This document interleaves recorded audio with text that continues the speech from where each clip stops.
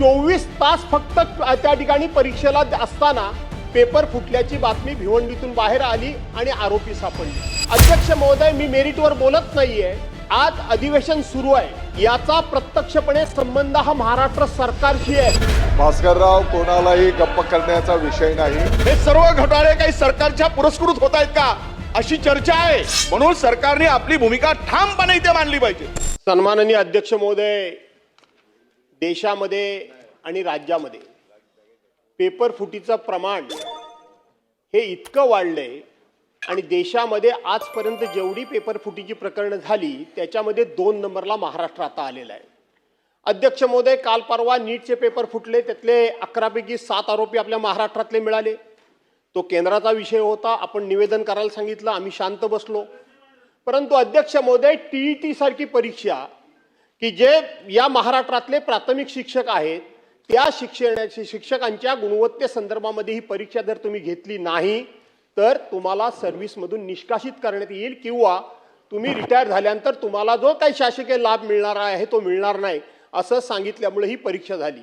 आज आपल्याला माहित आहे की आपण SIRचा वगैरे प्रोग्राम सुरू आहे, त्याही पार्श्वभूमीवर शिक्षकांनी त्या ठिकाणी SITची आपल्या TET परीक्षा द्यायची अध्यक्ष महोदय तयारी केली आणि 24 तास फक्त त्या ठिकाणी परीक्षेला असताना पेपर फुटल्याची बातमी भिवंडीतून बाहेर आली आणि आरोपी सापडले। अध्यक्ष महोदय, मी मेरिटवर बोलत नाहीये। आज अधिवेशन सुरू आहे, याचा प्रत्यक्षपणे संबंध हा महाराष्ट्र सरकारशी आहे आणि महाराष्ट्र सरकारची असल्यामुळं अधिवेशन सुरू असल्यामुळं उभा महाराष्ट्र वाट बघतोय की आपण या संदर्भामध्ये नक्की काय निर्णय घेताय किंवा सरकार म्हणून सरकारची भूमिका सरकार काय बजावतंय। त्यामुळे अध्यक्ष महोदय, माझा स्थगन प्रस्तावाचा मुद्दा हा आहे की आजचं सभागृहासमोरचं सगळं कामकाज आपण बाजूला ठेवा। हा स्थगन प्रस्ताव पूर्णपणे निकषामध्ये बसत असल्यामुळं आपण तात्काळ या स्थगन प्रस्तावावर सभागृहामध्ये चर्चा सुरू करावी अशी आमची मागणी आहे। अध्यक्ष महोदय, महाराष्ट्रामध्ये या परीक्षेच्या संदर्भात आता महाराष्ट्राची बदनामी संपूर्ण देशामध्ये होते, त्याचं केंद्र हे महाराष्ट्र ठरतंय। अध्यक्ष महोदय, नीटच्या संदर्भात महाराष्ट्राची पुरती बदनामी झाली, त्यामध्ये जे काही पुढे आले त्यातून आपल्या संपूर्ण महाराष्ट्राला देशाला माहीत झालं। अध्यक्ष महोदय, महाराष्ट्रातच का वारंवार या घटना घडतात? तो नीटचा असू दे, TETचा असू दे, हे पेपर फुटीचे प्रकरण महाराष्ट्रातच का वारंवार होतात?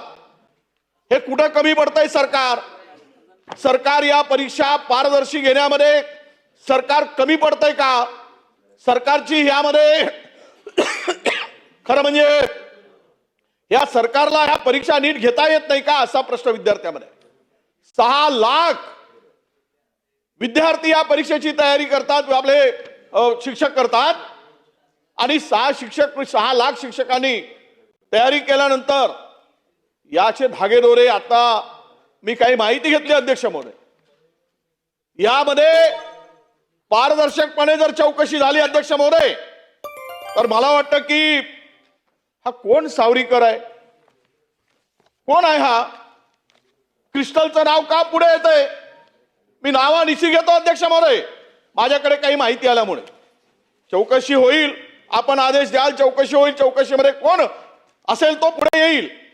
परंतु महाराष्ट्रामध्ये वारंवार या ज्या घटना घडत आहेत आणि विद्यार्थ्यांमध्ये असेल, शिक्षकांमध्ये असेल, असुरक्षेची भावना निर्माण झाली। अध्यक्ष महोदय, 6 लाख शिक्षक आता आणि नीटचे आपण पाहिलंय, यातून यामध्ये 2018 मध्ये सुद्धा याच TET घोटाळ्यातील आरोपी अभिषेक सावरीकर होता। अध्यक्ष महोदय, त्याला नंतर तो सत्ताधारी पक्षामध्ये सन्मानाने प्रवेश घेतला, यांनीच घेतला।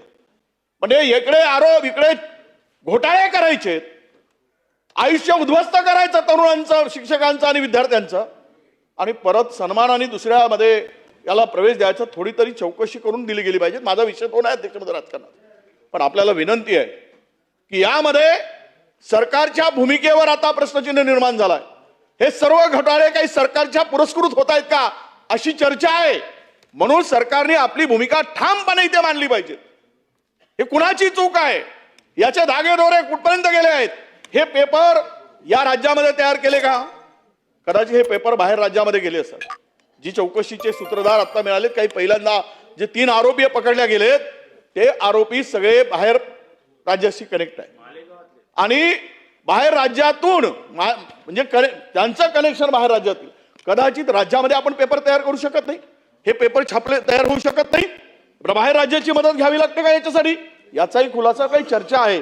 त्याची चर्चावर आपण प्रश्न जो निर्माण झाला आहे त्याचं उत्तर जर महाराष्ट्राला मिळालं अध्यक्ष महोदय, म्हणून आमची विनंती आहे की या वारंवार होणाऱ्या शिक्षकांच्या विद्यार्थ्यांच्या भवितव्याचं उद्ध्वस्त होणारा हे जे काही चाललंय त्याचा ते खेळ थांबला पाहिजेत.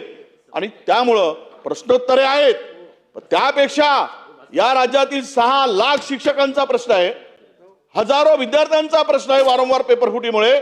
त्यामुळे ही चर्चा सभागृह सुरू असताना व्हावी, ते सगळं कामकाज बंद करून यावर चर्चा करावी आणि सरकारने यावर काय ठोस काम करते, सरकार निर्णय घेत आहे हे महाराष्ट्राला कळू द्यावं अशी आमची विनंती आहे अध्यक्ष महोदय. बस प्रश्न उत्तर. प्रश्न क्रमांक 1 चला घ्या. प्रश्न क्रमांक 1 बसून घ्या. ठीक आहे, निर्णय देतो. बसा बसा, खाली बसा. आज खरं तर ऐका, बसून घ्या. मी तुम्हाला आत्ताही बोलायला दिलं नसतं त्याचं कारण सांगतो काय, पण अपवाद म्हणून बोलायला दिलं त्याचं कारण सांगतो. बसून घ्या. आपण 57 ची नोटीस दिलेली नाहीये, आपण स्थगन प्रस्ताव दिलेला आहे.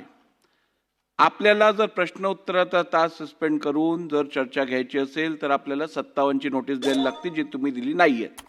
1 नंबर ऐका 97 स्थगन प्रस्ताव आज मी घेऊ शकत नाही, कारण नियम 260(5) अन्वय ज्या दिवशी पुरवणी मागण्या असतील, फायनान्शियल बिझनेस असेल, त्या दिवशी आपण स्थगन देत नाही. असं असल्यामुळे तरीही भास्कररावांनी इकडे एक महत्त्वाचा विषय त्यांना मांडायचा होता म्हणून मी परवानगी दिली.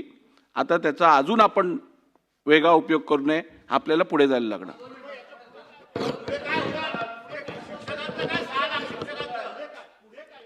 या दिलेली माहिती गंभीर दिसून येते. शासनाने दिलेल्या माहितीची नोंद घेऊन उचित कारवाई करावी.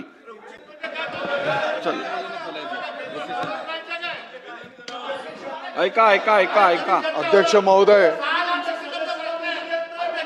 ऐका मग मिळेल उत्तर. बसा. ते बघा उभे राहिले आहेत.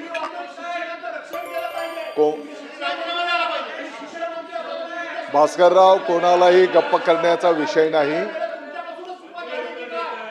अध्यक्ष महोदय, टीईटीच्या परीक्षेच्या संदर्भामध्ये जो काही मुद्दा या ठिकाणी उपस्थित झालेला आहे, शासनाने माननीय मुख्यमंत्री महोदय, माननीय उपमुख्यमंत्री महोदयांनी या बाबीची गंभीर दखल घेतलेली आहे. आपल्या सगळ्यांना माहिती आहे की या संदर्भामध्ये SIT पण या संपूर्ण तपासासाठी गठीत करण्यात आलेली आहे आणि आणि आणि आणि आजच चला बसून या घ्या. संदर्भात मंत्री बोलतायत, बसून घ्या. आपण सभागृहामध्ये केलं जाईल. बोलतायत ते.